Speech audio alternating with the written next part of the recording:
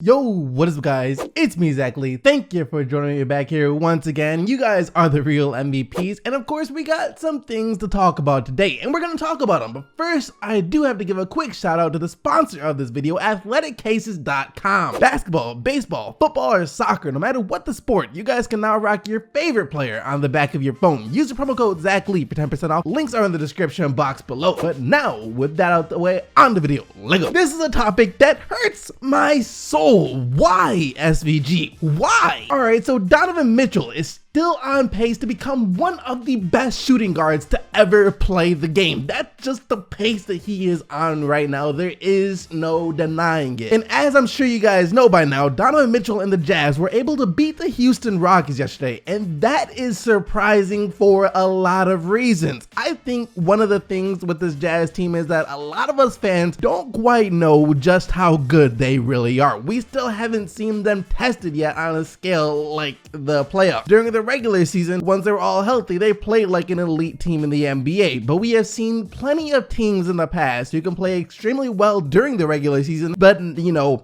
not so great at all during the playoffs. Let's just put it like that. Add on to that, the fact that the Jazz's primary option on offense is a rookie, and that is why a lot of people expected the Thunder to beat them in the first round. However, after the Jazz beat OKC in the first round, people were chalking it up more to the Thunder choking than it was the Jazz actually just being the better team and beating the Oklahoma City Thunder. And once game one of the Jazz's series against the Houston Rockets was over, everyone was like, yep, see, this is exactly what we thought. The Utah Jazz did great to even get this far. They should be extremely proud of themselves in the season they had, but they do not stand a chance against the Houston Rockets. They are way out of their league now, which is funny because that's also the same thing that people were saying after the Jazz lost game one in their series against OKC in the first round. And we all know how that turned out. I mean, it was almost as if the Jazz like adapted to the way the Thunder were playing, then played against that way that the Thunder were playing. They watched the film from game one, saw what they were doing wrong, saw what the Thunder were able to do on the court that they didn't want to let them do anymore, and corrected those mistakes for the rest of the series, which would have resulted in them ghetto sweeping the OKC Thunder had it not been for Russell Westbrook and Paul George playing outside of their minds and everyone else's minds in the second half of game 5. And I saw in the Rockets game yesterday the same exact things that we were seeing in the Utah Jazz's series against the Oklahoma City Thunder. It was like watching deja freaking vu. But then again, I also knew that the Houston Rockets are a much better team than the Oklahoma City Thunder, so it wasn't going to be as easy as the Jazz were making it look in the first half when they had that 19-point lead. When the Jazz were up by 19, I already knew that Houston was going to make a run. Everyone knew the Rockets weren't about to go down like that, and they did make a run. And when they did, and even took the lead for a second, pretty sure everyone thought that this game was over, because most of the time when it comes down to it and one team blows a huge lead and that team is seen as the underdog in the series or in the game, it'll take all of the wind out of the team that blew the lead. That can be so demoralizing that things just start to spiral out of control, and you just think to yourself, dang, no matter what we do, we just can't beat these guys. But the Jazz, the Utah Jazz, stabilized and got back to what they were doing when they were beating the Rockets by 19. Their defense tightened up again, they clenched them cheeks again, and their offense started flowing again too. And the result was them being able to keep the Rockets at bay for the rest of the game and come away with the double-digit win. I mean, that is impressive right there, to say the very least. And Donovan Mitchell, like I said, we gotta talk about Donovan Mitchell. The kid couldn't hit a shot yesterday for a majority of the game. He did get it going a little bit towards the end, but for the most part of the game, he was really struggling with his shot. That being said, I'd still say that he played a really good game yesterday. The man was struggling with his shot, but I still say that he played extremely well. And that is exactly what you want to see from a young NBA star. That just proves it even more. If he had already proved that he was going to be great, that just proves it even more. Because the truly great players, when they're struggling with the main thing that they do, for Donovan Mitchell in this case, it's scoring. Even though he was struggling scoring, he found other ways within the game to make a huge impact in the game and make sure his team wound up with the win. Some other players, if they're a scorer and they're struggling to score, they'll be like, oh no, I suck, I can't do this, what am I supposed to do? My shot's not falling, let me keep shooting anyways, and hopefully one of these times the shot will start to fall. And it don't work out, the shot never falls, and they lose because of that player. But for the greats like Donovan Mitchell is on pace to be, they'll see their shots not falling and they won't try and turn down their shot. If they get an open shot, if they get a good look, they're still gonna take it because they still have that confidence in their shot. But for the most part, they're looking to do other things. And for Donovan Mitchell, that was defense and also setting up his teammates yesterday. Man had 11 assists, and when I tell you that some of the assists that this man had were some of the most confident assists that I have ever seen. I mean, he would make the pass and then start getting back on defense because he already knew that he had just set his guy up for the perfect shot. There was this one play in the fourth quarter where Donovan Mitchell drove to the paint. The Rockets defense collapsed on him. He kicks out to Joe Ingles in the corner, and right as Joe Ingles releases the shot, Donovan Mitchell turns his back, starts walking back on defense as the ball touches the bottom of the net. That level of confidence from a rookie in the playoffs, going up against the team that had the best record in the regular season, that has the unanimous MVP on their team in James Harden. You don't see that level of confidence. You do not see that level of greatness from a rookie so fast. Like I said, he is still out here making history already in the playoffs. As yesterday, with the 17 points that he was able to score, he became the third fastest rookie to ever score 200 points in the playoffs. First place is still Kareem, as he did it in only 6 games. Next up is Wilt, who did it in 7, and then Mitchell is now tied with Elgin Baylor for third, as he's done it in only 8 games. This guy is just freaking unbelievable. The level that he has elevated himself to in the playoffs, unspeakable. 26 points, 6.5 rebounds, 4 assists per game from a rookie in the playoffs. Like I said, he is on pace to becoming one of the greatest 2 guards to ever lace up and take the court. And this is where it has to take a dark turn for me, because as you guys know, I am a Detroit Pistons fan, and Donovan Mitchell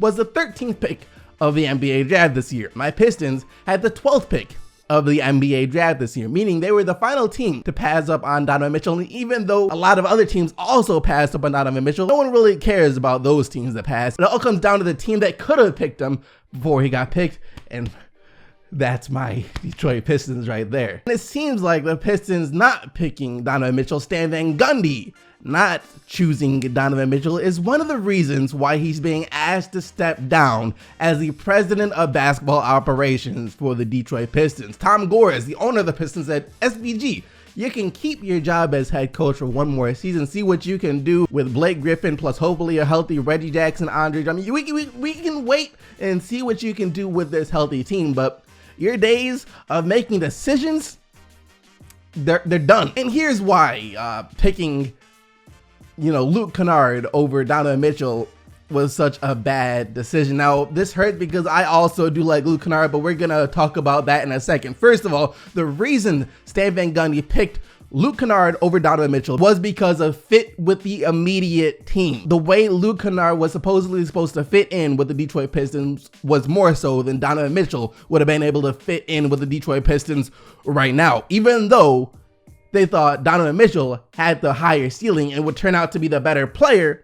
He picked Luke Kennard still because, he's a better fit with the team right now. And that just shows a huge conflict of interest because, of course, Stan Van Gundy is also the coach of the Detroit Pistons. Of course, he's going to go and take the player who he sees as the better fit with the team right now over the player who has a much brighter future and is more talented in Donovan Mitchell. Hence why SVG is being asked to step down, because he cannot do both. You cannot get to cherry pick the players you want to coach and ignore what's best for the team. But now we have to take a sharp 76-degree turn into the Philadelphia 76ers situation, as Joel Embiid just came out and says that he has a grudge against all of the Philadelphia 76ers bandwagon fans that are popping out of the woodworks all of a sudden. My mindset has always been 3 or 4 years ago, no one was around. No one was talking about us. Anything new that always comes, I'm like, that's nice. But where was everybody 3 or 4 years ago? I kind kind of hold grudges because 3 or 4 years ago, when we were the laughingstock of the entire NBA, no one was there. Then now here we are and everyone's talking about us. I mean, yeah, Embiid, but that's how things work in sports. And I'm sure there were still some extremely diehard Sixers fans who were rocking with them even though the team was struggling to win 10 games in a season. But for a majority of people, it's hard to be excited about a team that's only winning 10 games. It's gonna be the same thing that's going to happen with the Orlando Magic in 50 years when they're good. They're the laughingstock of the league right now,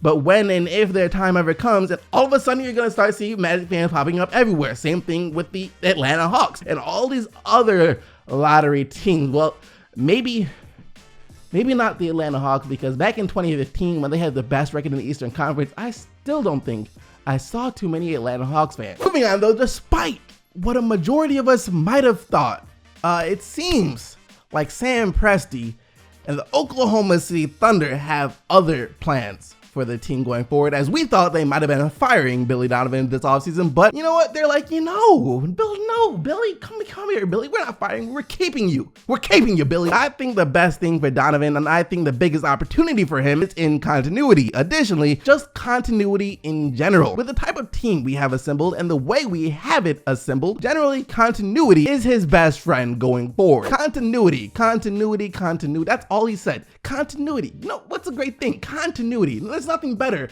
in this world than continuity. If you're continuously bad, why not let the guy be continuously bad? But sarcasm and whatnot aside, I do agree with Sam Presti here. I do agree with what he said. Continuity is Billy Donovan's best friend. Sam Presti and the Oklahoma City Thunder just did the best possible thing that they could have done for Billy Donovan going forward. For Billy Donovan, this is amazing. He couldn't have asked for anything better for Billy Donovan. But what about the entire organization of OKC? Was this the best thing for OKC going forward? I'd have a hard time being convinced that it was. How would this possibly be the best thing for OKC going forward? Like I said, continuity. You want to continuously struggle, continuously keep things the same.